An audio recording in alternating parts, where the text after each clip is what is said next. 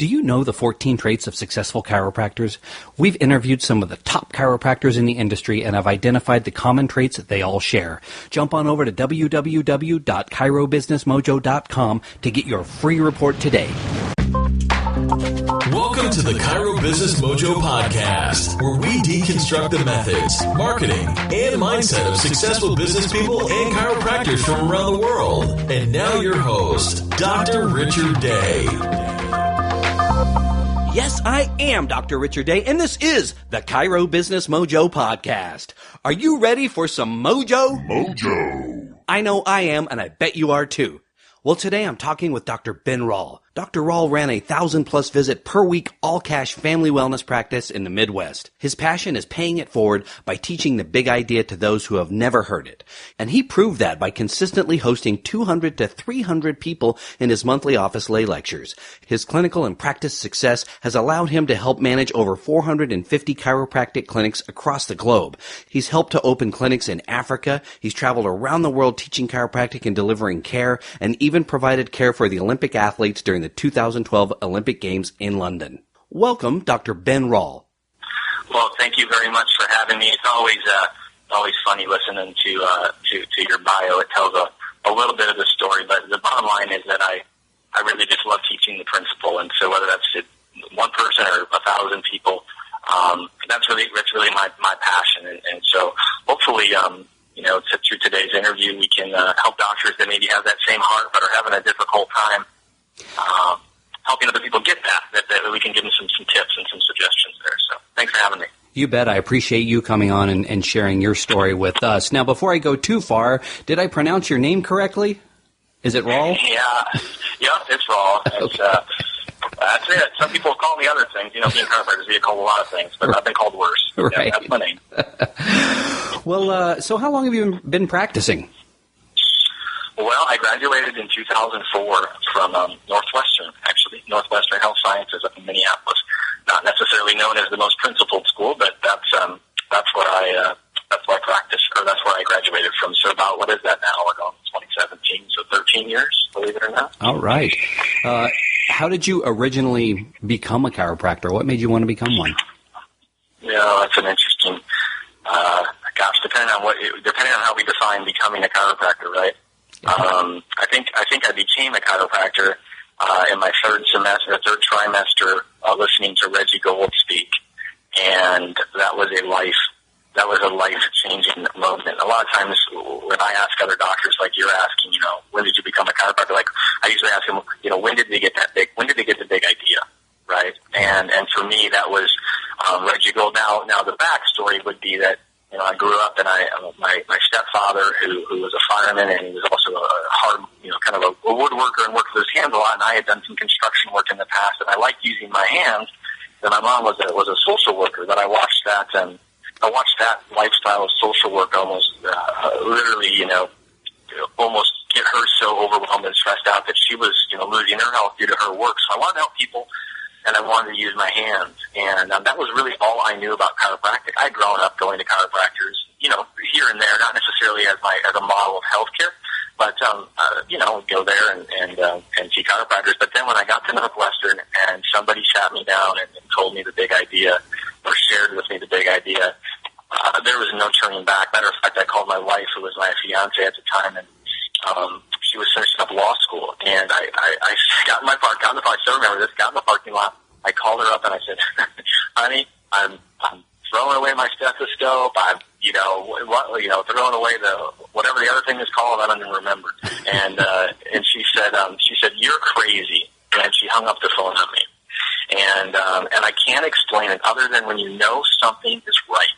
And listening to Reggie do basically he did his chemistry of life talk, and to listen to him do his chemistry of life talk, I knew it was true. I just knew it was true, and there was no going back. So that's a long answer to your question, but that's the answer to that.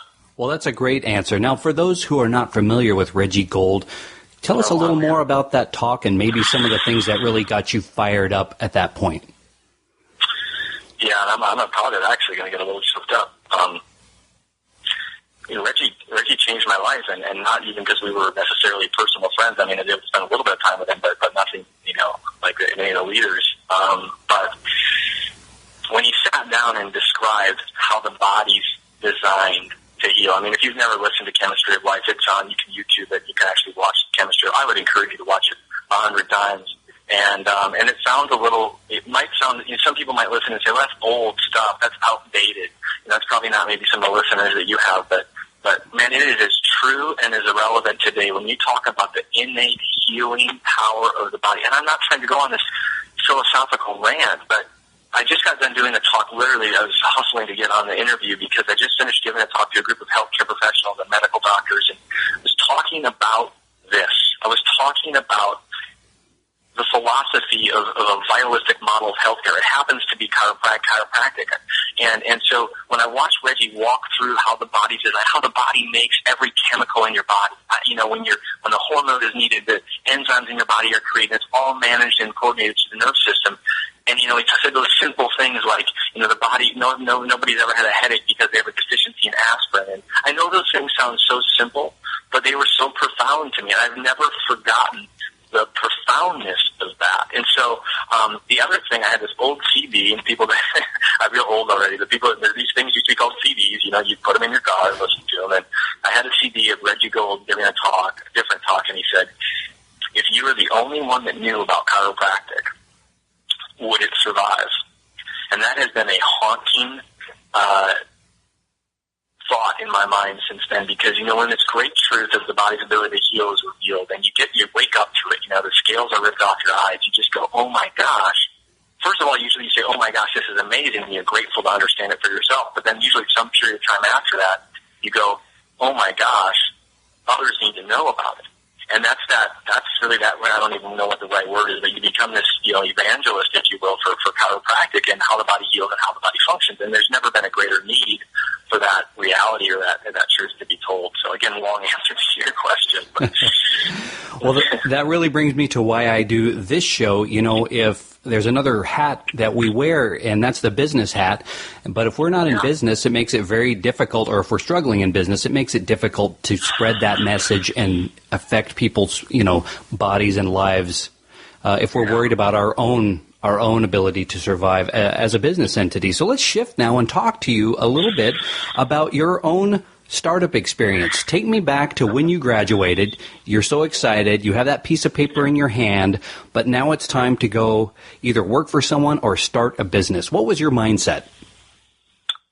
This is going to surprise you maybe at the point that we're already at in this interview when I tell you the next part of the story. So I wake up to the big idea with Reggie Gold. I'm at Northwestern Health Sciences where, they're not really, supportive of the philosophical basis of chiropractic. And so I actually started a philosophy club there and was part of that and bringing in speakers. And I was traveling to as many seminars as I could. And Gonstead chiropractic ended up being a big thing for me at that time in my life, just teaching me about specific correction and x-ray analysis and things like this. And so I also, and I will paraphrase this very quickly, I had my own personal chiropractic miracle story as well.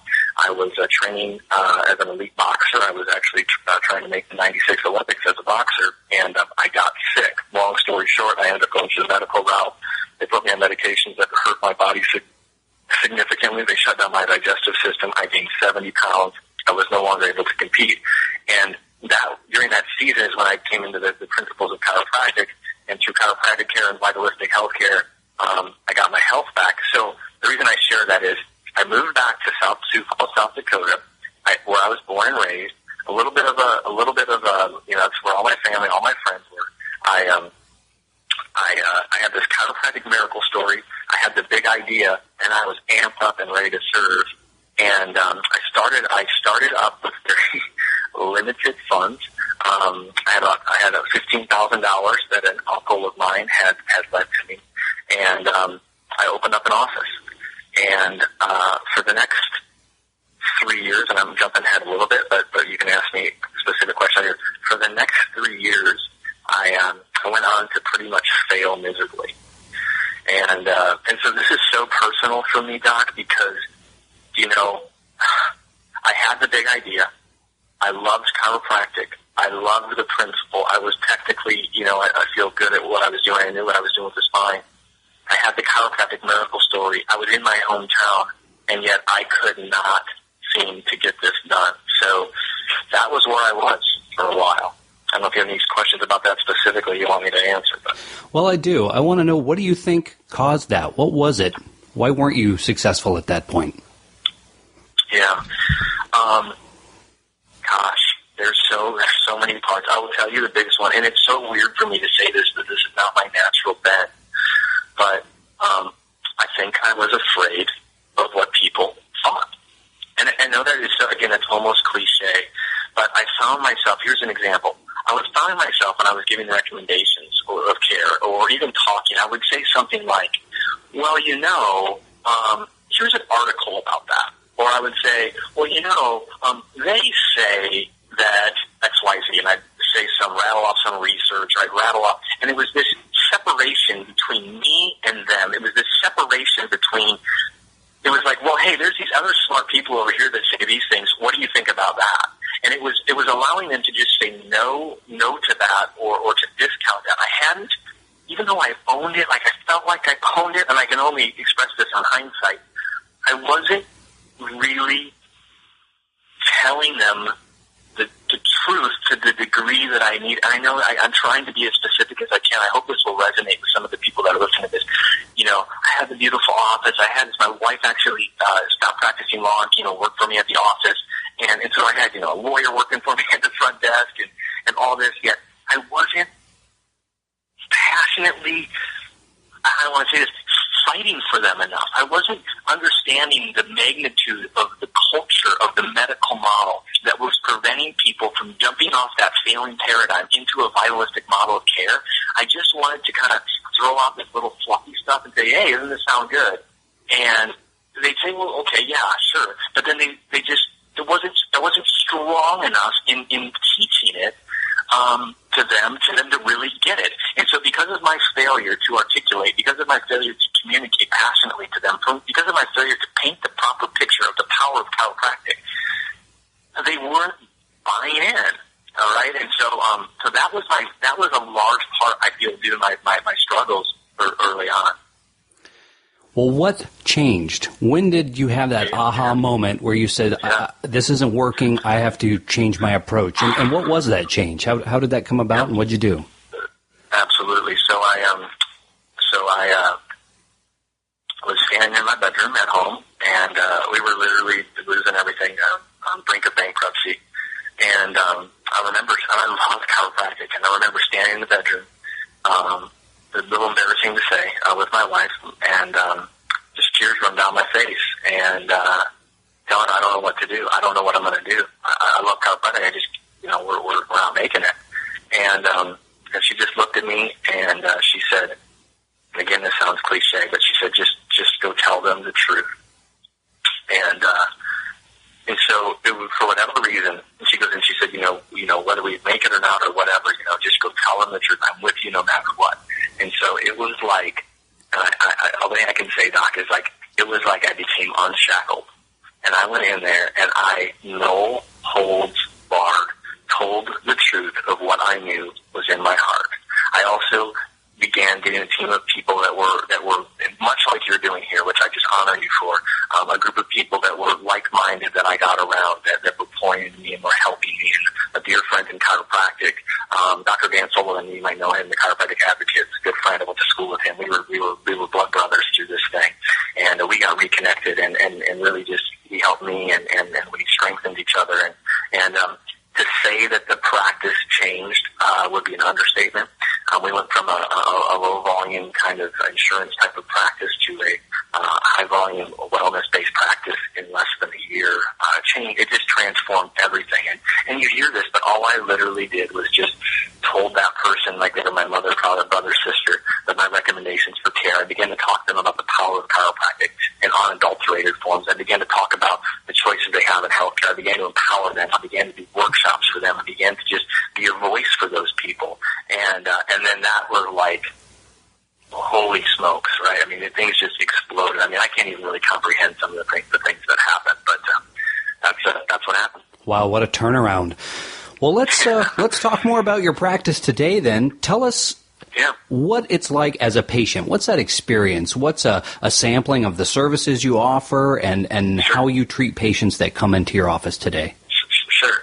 Well, so and then after then we ran the practice successfully for quite a while, and then I actually had an opportunity to work with another group of doctors, helping doctors actually. So I actually a doctor was interested, and he purchased my practice, and then I moved to Florida, and I helped work with other doctors and help them, kind of go through similar breakthroughs that I had, and kind of I had been through some things that were hopefully helpful to them. So I did that for a bit, and did some work with Life University for a little bit with the clinic model that they were building there.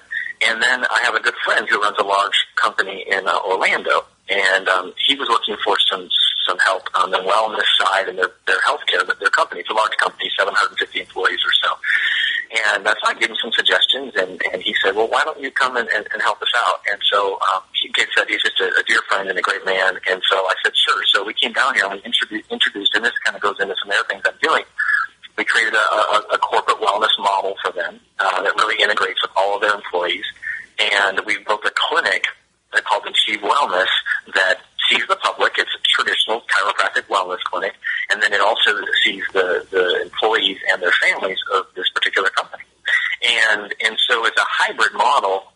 What we've really done is gone right to the source, right to the employees, integrated the wellness, vitalistic chiropractic care right into them, making it an option for them. So you remove some of those barriers people have, which is, time, money, and things like that. And so we've not only made significant improvements in their health care, in the individual's health, but financially it's a big benefit for the company because, you're keeping people out of the medical model, keeping people healthy, you're giving them education on the front end to actually prevent and reverse disease. And so my practice now is it's a 3,500 square foot facility that, we have, full spinal rehab, we do, digital x-ray, we do, chiropractic corrective care, we do nutrition, we do fitness, we do detoxification, all through a vitalistic model. So I don't want to confuse somebody. We're not a treatment center. People can choose to practice that way. We are unapologetically vitalistic. So everything we do is through that vitalistic lens, right? The body's a self-healing, self-regulating organism. So, for instance, our nutrition is through that model, right? What does the body need? What does it need to be well? We're not treating disease with nutrition or supplementation. We're supporting the natural design of the body so it can heal and function the way it's designed to. So if that gives it a little bit of an idea, but we're big on culture, we're big on education, we're big on empowering. So for a patient, here's how I look at it, Doc. If we're asking the person, and I am, if we're asking the person largely to jump off the medical model, then we have to give them a model to jump into, right? And so so we want to provide that, minus the acute injury or emergency care. I'm not talking about that. I'm talking about all the rest of disease, which is the majority of disease, and ideally preventing it. And we want them to feel like they have a health home to do that, right? Not the medical health home, but a place that they can call, I go to blank, and that's where me and my family get our health care. So we see kids, we see families, we see moms and dads, young and old. I mean, we specialize in human beings, and that's really our model of care. What a great model. Listening to you talk about it, I'm thinking, of course, chiropractors should lead this charge. It's so sorely needed in today's modern society of cubicle syndrome and fast food and, Netflix binging and things like that, where we're just not active. We're not getting enough, sunshine, vitamin D, all of that. Yeah. And what a way to satisfy that need and serve the public at large as well. Yeah. So you mentioned a bit about corporate wellness talks, and I think that's a great avenue to get in and, sort of introduce the mindset, that healthy mindset, to the public. And I know some chiropractors want to get into that realm, but they maybe don't know how. Can you tell us a little bit about how to open that door, get to a yes, and be able to present this great information? So this became almost, I didn't necessarily intend to set out this way, but I've learned so much over the last years. So I'm going to try to explain this the best that I can. So typically, if we think about it, let's use an average practice. Maybe you're practicing, you've got X amount of hundreds of patients. So you got 2 from this corporation and 3 from this business in town, and this hodgepodge of people from your community. Now they're all getting great results, but it's hard to collectively show what you've done. So the 2 people from the 5 people that you have in your office from XYZ company in town that has 500 employees, you're not going to necessarily notice, that employer is not going to necessarily notice, we have 5 healthier people here, okay? It won't necessarily, if you will, move the needle. And so sometimes, historically, and this isn't bad, but I just want to kind of show the comparison, historically we've kind of gone and then corporate wellness for us has been more of a, go in, do a talk, something like that, and then get some patients from there. And again, that's not bad. That helps with individuals that come in, and it's a great thing. But like you said, to really be leaders in this area, we have to reevaluate that approach and really find ways to integrate with them. So I wrote a book, and it's called Cooperative Wellness. It's, obviously a little bit of the play on corporate wellness, and I outline in there much of what we're talking about. How do you take and integrate a vitalistic model of healthcare into a corporation of all sizes, from 5 employees to 1,000 employees? Here's the part that I want doctors to know. The employer is wildly on your side. And what I mean by that, here's the freedom that I love. So imagine a company that is, in America, the employers largely fund insurance for their employees. So they want employees that are healthier and not going to the doctor as much, because if they are, then it costs them more money, okay? And then all the other soft costs that go along with that, absenteeism and loss of production, all the things that we would know through migraines and headaches and drugs and all that, okay? So it allows you to come in a very win-win-win situation. The win for the employer, healthier employees, lower medical spend, okay? Good perception of care for your employees, right? They feel valued, they feel cared for. For the employees, they're getting healthier, they're getting empowered, they're getting prevention care, they're getting wellness. All the things that Power Pride, all the things we know to be true there. And then for you, you get to tell the truth, okay? I mean, you get to, the way I love about it is you get to come in and say, we're going to try to keep you off of drugs, right? I mean, in the sense that, because that should be the goal. It's like the talk I gave this morning. There's all these healthcare people talking. I said, ultimately, the model of healthcare should be, we should love empty hospitals. I mean, in theory, right? I mean, if you really believed in that, you'd say, well, we want people healthy. We want people not on drugs. And so we're actually coming in and saying, we're that solution for you. Okay, now again, this takes education, and it takes you having to have that conversation at high level, CEO, CFO, and I outline that in the book. But I would encourage doctors, do not back away from the vitalistic model of care. I use that word a lot. I think, people are onto that, certainly in our profession.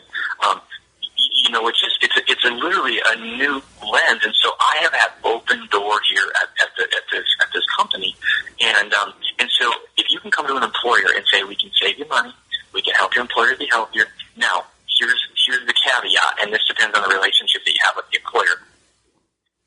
Some employers will offset that. We built a cash model where the employer, through his desire to have this as part of his company, the larger company, so he can do this, he supplements and pays for the majority of that care for his employees because he believes in it so much and he understands the value of that. And he's, the company, it makes sense for them to do that because of all the savings that they have. Different companies of different sizes, you can come up with plans that work with that company. Some of them are shared where the employer pays a portion, the employee pays a portion. I would encourage, I'll tell this to the doctors, I would encourage them to keep that in a cash-based model for a lot of reasons. It keeps you honest, it keeps you building value for them, and it keeps them out of the insurance model, which is used against them later on. My point with that is, for example, if you took a company of 100 people and all of a sudden you went and got them all under chiropractic care and were running that through the insurance company will actually use that against you later on. They'll say, well, look at all these people that you have going in and for back pain. That's a simple example, right? But that's my point. So then the next year they come in and instead of lowering your rates, they raise your rates because they say, look at all this increased utilization. Or if you do it outside of the insurance model, the cash-based wellness model, then your utilization rates go down, your medical spend goes down, and you actually have a healthier group of people, and then your rates go down the following year. And if you're in a self-insurance model, you get a huge percentage of savings because the medical spend did not occur because people are well and not sick. So again, that was a little bit of a long answer, but the last piece I'd say about the corporate wellness from this perspective is this. If you can create a good relationship with 2, 3, 4, 5, or 100 businesses, from a patient, from accessing a group of people, it makes a lot of sense to go to a company and create a good, strong relationship with one person that allows you to have access to hundreds and or thousands of people. And so it's just a good thing to do. It's good for the employer, it's good for the employees, and it's good for you in the sense that you're not necessarily, of course you take care of people one at a time, but having access to a pool of people that have access directly to you can make it just a much better scenario for everybody involved. I hope that makes sense. Yeah, it absolutely does. Now, I want to make sure on your book, has that been released yet, or is that an upcoming release? It has been released. Matter of fact, by the time this probably comes out, it will be available. So it is on Amazon.com. The book is Cooperative Wellness, and then the digital version will be available tomorrow. So it'll probably be released by the time that this interview comes out. So you can get it on digital version or on paperback. And people use it a variety of ways. People buy it as gifts. They give it to employers to read, CEOs, CFOs, or friends. It is written in lay language, and so even patients can enjoy it. It's a vitalistic healthcare book, but it has a focus on the corporate world, if you will. Well, we will definitely link to that in our show notes so that our listeners can check that out and grab a copy for themselves. Well, as you know, this show is all about actionable content for our listeners, and those are divided up between new docs and then seasoned docs who are looking for a change or maybe stuck in business. So let's break it down. What's something a new doc should do tomorrow to improve their practice or start their practice on the right foot? Yeah, great question. The number one thing that I would tell any new doctor is you need to be able to speak publicly. You need to be able to get in front of people and communicate some level coherently the vitalistic principles of chiropractic and the value that they have. So if you're afraid of doing that, then I recommend a Toastmasters or it doesn't matter, but you have to get yourself out in front of people, telling the story, moving them to action. You ask, the question is what action can they take? You're expecting patients to take action, so you need to be congruent and you need to be taking action. If you believe the principles that we teach to be true, then to be congruent, you would want to get out and teach those to people. If you find yourself sitting back being frustrated at other people and, they don't understand it, they don't get it, they just want a quick fix. I use this analogy a lot, which is if you're a math teacher and your job is to teach math, you don't get mad at the students that don't know math. Your job is to teach them the math, right? So we oftentimes get this bitterness or this chip on our shoulder sometimes as chiropractors. We get mad at the public, if you will, because they don't get it. Well, you're their way to get it, right? So if you're a new doc, this burningness that you have to get out the message to people, work on your ability to speak and communicate. And I don't know any other way of doing that other than doing that. So I would do things. I'd scour it. I would offer to speak anywhere. When I started chiropractic school, I had a Toastmasters group that I was a part of, and I started doing speaking contests. And I didn't win them. I just did them. And then I would speak anywhere. I spoke at nursing homes. I'd speak at bagel shops. I'd email people. I'd say, hey, I come in and do different health talks on a variety of topics. If there's ever a time you want us to come in and speak, let us know. And I did my first probably year, even though this is an irony, I did probably 80 talks my first year in practice and still failed miserably. So parties say, well, that isn't very good advice. Well, the problem was it took me that long to get good at doing that. It took me that long to get good at communicating to people. You can do a talk and do it terrible, right? But you have to be willing to get out there and share the story. And again, that sounds for some people, but share the story. I've heard that a million times. I don't know, but if you do that and you do it well, your new problem you'll have with how do I manage all of the people that want help? Okay, because when you speak the truth about hope, health, and healing, they will want your care, and they should want your care. So you need to get out there, and you need to tell people the story. And then when they're in your office, you need to be committed to that education process as well. So it's the same rules inside the office as it is outside the office, in my opinion. So is that the same advice you'd have for the experienced doc who's stuck or looking for a change, or is there maybe something else you think that person should look at?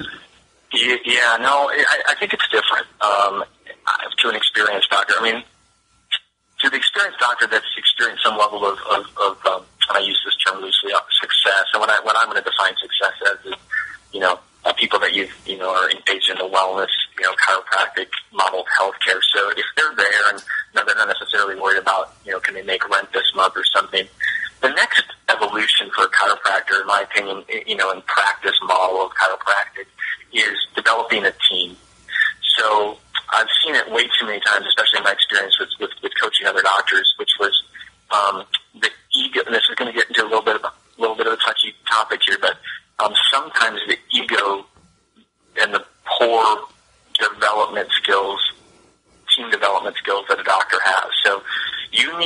see your next step in chiropractic as an experienced doctor is developing your team. Not developing your team by bossing them around and telling them what to do and being a jerk. I mean, pouring into them about what they do, encouraging them, serving their needs. I have a pastor friend of mine, and my pastor, and he's a dear friend, and he's been doing it for 40 years. And I said, and they run a very large church, and I said, what's one of the, what's some leadership things that you've learned over those years? And the one that he said that always stuck with me, he said, most of my meetings, Ben, he said, I sit down with the person, whatever role that person's in, and I say, what do you need from me? And I thought, man, that's so, you're this big guy, tens of thousands of members church and all that, yet he's sitting down with the director of whatever and saying, what do you need from me? How can I help you? And if you did that with your team, so some team might be struggling with the understanding of chiropractic. They might be struggling with time management. They might be struggling with communication on their own. It isn't just about yelling and bossing them around, right? It's about pouring in them. I want to develop my team into rock star people. And so I see this, the bottleneck I see in almost every office is the doctor's ability to build a strong team. So newer practice, you just got to get out there and preach and teach and share and all of that, right? And build up your tribe. Experienced doctors, you can't do it all yourself. You need to get a team around you that believes in what you're doing, believes in vitalism, teach them the principle, get the big idea. And there's no reason that they can't absolutely get the big idea as much as you do. There's no reason. My wife, she's an attorney, and she gets the big idea more than I do. Okay, so there's no reason that you get to see that in your mind, though. Same with the patients. There's no reason the patient can get the big idea just as much as you do. So it's this evolution of leadership, I guess I would call that. Well, that's some great advice from Dr. Ben Rall. I want to shift now. Let's talk about success, the big idea of success. It means something different to everyone. To you, when you think of the word successful, who do you think of and why? Yeah, such a good question.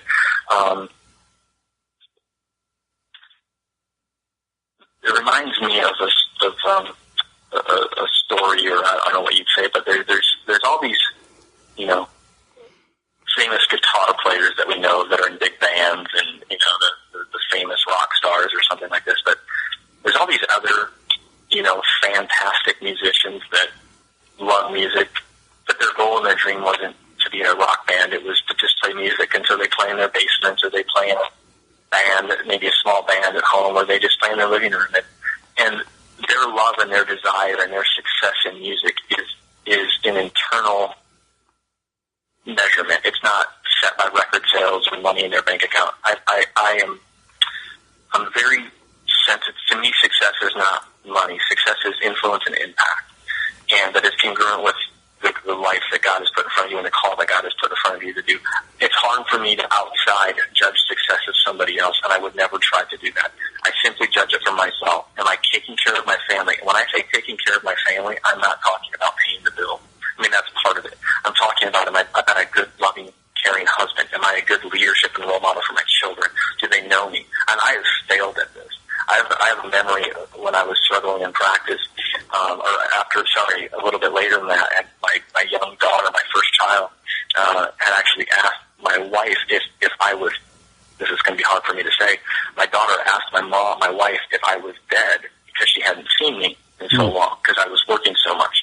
So that, my wife, she told me that I didn't get married to be a single mom, right? So I've had to reevaluate things in my life several times at different times because I tend to be a workaholic. I tend to be, and that is not a justification, and I'm not trying to excuse it. And that's another piece of wisdom my pastor gave me one time. He said I was walking through a church and interviewing for a position, and he said I walked by all their former pastors. There were pictures on the wall, and he said it hit me.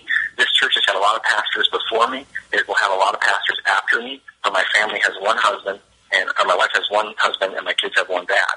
And so I've had to take that approach. Sometimes I hate to say this, but I have to consciously think about that and understand that's the right thing for me. So success is not, I see a million people and I make $10 million, but my wife doesn't know me and my kids don't know who their dad is. Success is an understanding and congruent with the call that God has put upon your life. And so I'm not impressed by outward success. I'm impressed by a person that is caring for themselves, caring for the family, and caring for others, and doing that in a way, doing it with love. It's going to sound a little bit cheesy to some people, but doing it with love. And this is another place I've failed, and I fail often, and I still fail. But, loving people, seeing people empathetically, and understanding that they're at a certain place. There was a time in my life when I was 70 pounds overweight, struggling with my own health issues. And sometimes as chiropractors, we can get very judgmental of other people. We can say, oh, look at you, you're not taking care of yourself. Oh, look at you, you're on all these drugs. Oh, look at you, you don't care about your health. You know what? But by the grace of God, many of us were in that same position. Our job is to love them, serve them, and teach them. Doctor means teacher. And so I struggle with the word success sometimes, only because oftentimes in our culture that's attributed to financial success. I look at somebody like MLK or Mother Teresa or Gandhi. These are people that had massive influence and impact, but by themselves were not millionaires or billionaires, but they impacted millions and billions because of the principles they stood for. So find something you believe in, give it all that you've got, but don't give up. Don't wreck those relationships closest to you, or those people that work with you. Don't destroy your staff. Don't destroy your family chasing something else that needs to be done. Not in balance, but just with intentionality. It's great. I love your definition, influence, and impact. Let me ask you this. It's been said we are what we do repeatedly. And successful people tend to do things in such a fashion repeatedly that helps ensure or helps them become more successful. So do you have any daily habits, rituals, affirmations, things you do on a daily basis that help you achieve success? Yeah, I do. And again, this is, I totally agree with your statement. Success leaves clues, right? So, again, whatever that definition of success is for you, but I'm a man of faith, and I have two scriptures that get sent to my phone every day before my feet hit the ground. I open those up because I know my tendency would be not to, right? So my tendency would be to check my email, or these are not healthy behaviors. I'm just being honest. So my tendency would be to just get to work. And so I read those two scriptures before. I can't read a lot of scripture. I'm not smart enough to do that. So for me, it's a verse or two to meditate on before my feet hit the floor. And I'm giving thanks for the fact that I get one more day.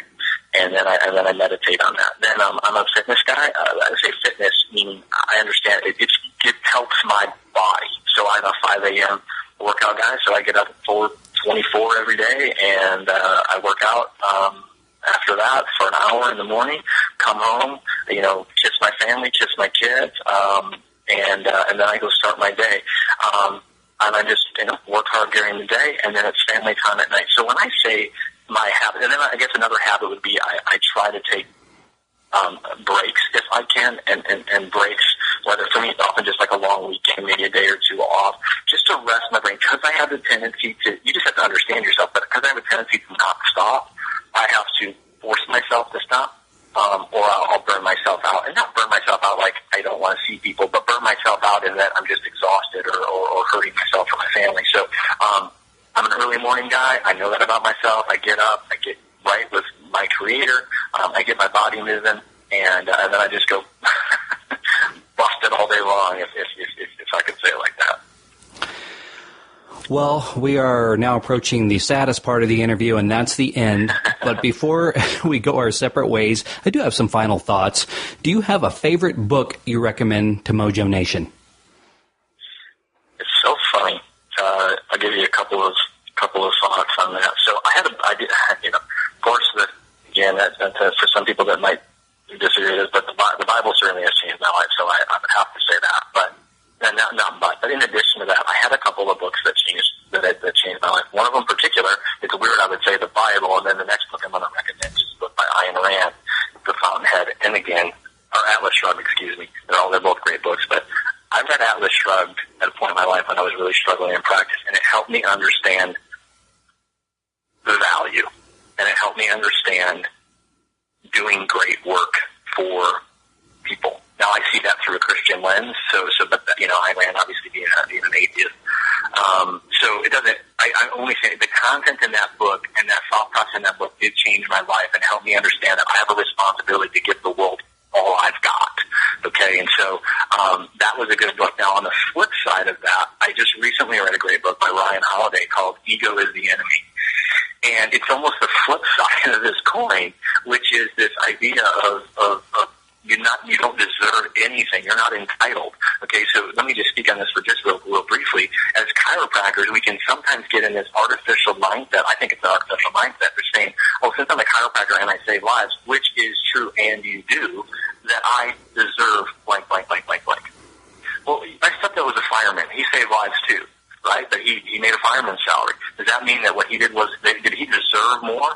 Well, I don't know. What about teachers? I'm from South Dakota originally. We were the lowest paid state for teachers in the country for many years. Does that mean that the teacher's job wasn't valuable? The value that should be ascribed and set is a value that should not be set by culture, regardless of the size of your paycheck. So ego is the enemy, keeps us in check and realizes, again, we have to do what's right regardless of the paycheck. I used to share stories sometimes about Navy SEALs. I don't come from a military family, but I think it's amazing what these guys will go do and the hardships they'll go through for many times a menial salary and really little to no recognition. And I would often ask chiropractors, would you be a chiropractor even if you never made more than $40,000 a year? Would you still go do it? A lot of times I find in our profession we do it because we think, because we can make this great living. And I think that, to just get on my high horse here for a second, I think that's part of the problem many times because, if all the chiropractors just had more money, I don't think that we'd be taking the principle further. I think we have to first commit to teaching the principle and then all else follows. Now, all else follows might be material success. It may not be. That's not the point. We're doing it because it's right to do. Martin Luther King Jr., who made the stand in the civil rights movement, wasn't doing it for a paycheck, right? Matter of fact, it cost him his life. And so, I get fired up and I see chiropractic as a world-changing, principle that it is and a healthcare transforming principle that it is. And I would need to do that regardless. And so, those books help me kind of square away in my head value and then square away this idea that I'm not entitled to anything. My job is to serve. So I hope that's getting me all fired up again. I hope that's helpful. Well, those are two great recommendations. I'm currently a little more than halfway through Atlas Shrugged myself, and I'm continuously struck by how relevant that message is and what a detailed, in-depth picture she paints for serving and our place in our society. I'm going to ask you this now. What is the best business advice you've ever received? It's great question. And I'll refer to another one of our philosophical chiropractic giants, and that's Sid Williams. And if you're not familiar with Sid Williams, that'd be another person that I would Google and watch videos from him and read some writings that he's done. Obviously the founder of Life University in Atlanta. And I never heard him say it, so I've heard it through the people that knew him. But, you always have to keep your serving hand above your business hand. So, I always use the kind of like 51-49, right? Like, it doesn't have to be, the serving hand doesn't have to be all the way up there, but it always has to be just above the business hand. Now, this might seem counterintuitive because it's maybe business advice and you're actually saying anti. No. I'm just saying as chiropractors, as the role that we're in, we have to always remember our first job, and that's to serve the people that we're called to serve. That's the first thing, right? Making money is not a bad question. It's just a bad first question, okay? So that the first question we have to ask, is it right? Is it what we're supposed to be doing? And then after that, figure the money thing out. That's really no big, that, to me, that's the easy part, and not because making money is easy. I just mean, if you've made the first one right, then all else follows. So always keep that serving hand just above that business hand, and really, in my opinion, all else follows. Well, before we finish up and sign off, what is the best way for people to contact you or find out more about what you do? Probably through Facebook. It seems like nowadays that would be best, and I'll send you some of those links that can be on there, and you can message me on Facebook, and I'll do my best to. I'll get back to you, of course. That's probably the best way. All right, we'll put that up in the show notes when this episode comes out. We'll also link to your book as well for those who want to pick up a copy of that. Dr. Ben Rall, thank you so much for your generous time you've given us today and all of the wisdom you've shared with our listeners. Thank you very much for having me, and I hope this was helpful to the docs that are listening. Thanks for listening to the Chiro Business Mojo podcast at www.chirobusinessmojo.com.